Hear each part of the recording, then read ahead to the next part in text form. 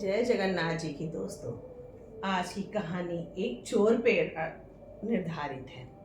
वो चोर जो कि छोटी मोटी चोरियां करता था, क्योंकि बहुत अभाव में था, उसको कुछ ऐसी ज़रूरतें थी जिसकी वजह से उसको चोरी करनी पड़ती थी। वो चोरी करते करते, और चोरी हमेशा आदमी रात को ही करता है, और रात को चोरी करने के बाद उसको एक जंगल पड़ा, जंगल में छुप के बैठ गया। धीरे धीरे रात में आँख लग गई, धीरे धीरे सवेरा होने लगा, थोड़ी थोड़ी सी छन के रोशनी आने लगी। उस रोशनी में देखा कि एक शेर उसके पास चला आ रहा। अब उसकी सांस ऊपर की ऊपर, नीचे की नीचे। अब तो उसको लगा आज तो मैं शेर के हाथों मारा जाऊंगा और मेरा आज का ही दिन आखिरी दिन होगा।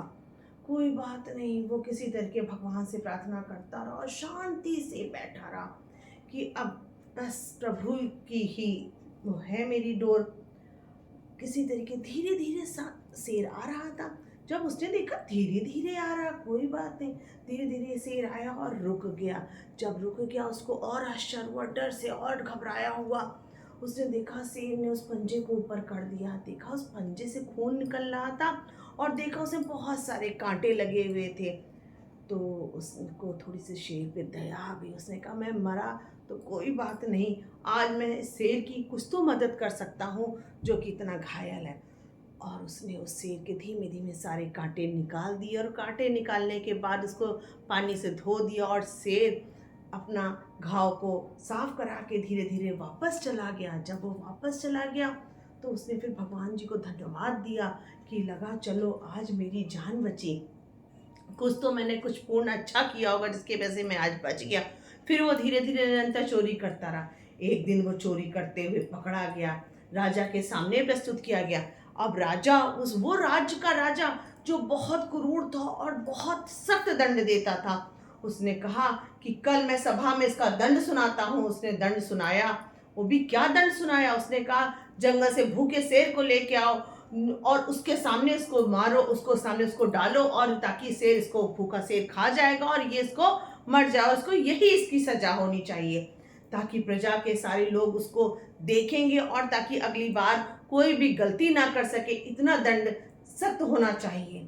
कोई बात नहीं, अगला दिन सवेरा हुआ और उसी तरीके से राज्य के बड़े से मैदान में उस चोर को लाया गया और वो पिंजड़ा लाया गया जहाँ पे भूखा शेर था, बैठा हुआ था। पिंजड़ा खोल दिया गया। सारे लोग टकटकी आंखों से देखते रहे कि अब क्या होगा, अब क्या होगा। और फिर क्या होना था, पिंजरे का दरवाजा खुला, शेर बाहर आया। बाहर आते हुए बैठा हुआ। फिर आज वो प्रभु का ध्यान लगा रहा था, वही चोर, कि आज ही प्रभु तुम्हारे हाथ में मेरी डोर है। और भूखा शेर आया, आके उसके पास रुक गया, बैठा रहा। देखा उसकी जैसी आंख खुली, उसने देखा आंख खोल के कि वही शेर ऐसे पंजा उठाए हुए है, शांति से कुछ भी नहीं कर रहा है। उस शेर ने सोचा कि इसी ने एक दिन मेरी मदद करी थी, मेरी जान बचाई थी, आज इसकी हमें जान बचानी चाहिए। और ये कह के, मतलब ये करके, वो शेर वापस अपने पिंजड़े में चला गया। अब राजा को और प्रजा को सबको बड़ा आश्चर्य हुआ। ऐसा क्या हुआ कि जो शेर हमेशा किसी को छोड़ता नहीं था, आज उसने इसको नहीं खाया, ऐसा क्या इसमें है। कोई बात नहीं, राजा ने अपने बंदियों को भेजा और कहा इसको मेरे पास चोर को लेके आओ। चोर गया, बोला महाराज की जय हो, महाराज मेरे लिए क्या आदेश है। बोले आदेश तो ये है, पहले बताओ इस शेर को ऐसा क्या था कि इसने तुमको खाया नहीं, जबकि इतना भूखा था। तो उसने उसी दिन की पुरानी बात बताई कि एक दिन ये मैं जंगल पे चोरी करके छुपा हुआ था, ये शेर मेरे पास आया, इसके पैर से खून बह रहा था और इसके बहुत सारे कांटे लगे हुए थे, जो कि मैंने इन कांटों को दूर किया और उसके घाव को पानी से साफ किया, और जंगल में वो शेर अंदर चला गया और मैं उस दिन बच गया था। उसी वजह से उस दिन के परोपकार को आज मुझे याद करके मुझको फिर आज उसने छोड़ दिया। इसी वजह से मैं आज आपके सामने बच गया हूँ कि कभी परोपकार खाली नहीं जाता, हमेशा हमेशा सबकी मदद हमें करनी चाहिए। इसकी वजह से ताकि बुरा समय आए हमारी भी कोई मदद कर सके।